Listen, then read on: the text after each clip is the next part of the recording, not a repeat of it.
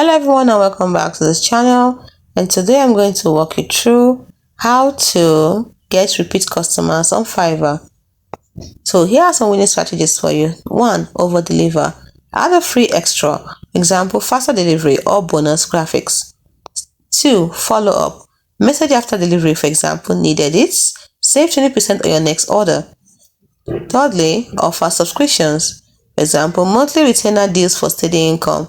And fourthly, personalized service. Always remember your client's preferences, their style, their tone, and their branding.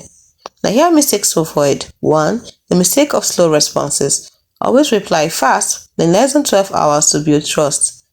The second, no upselling. Miss chance to offer ads on thumbnails and voiceovers is a mistake most people make. And the third one is inconsistent quality. That's another mistake.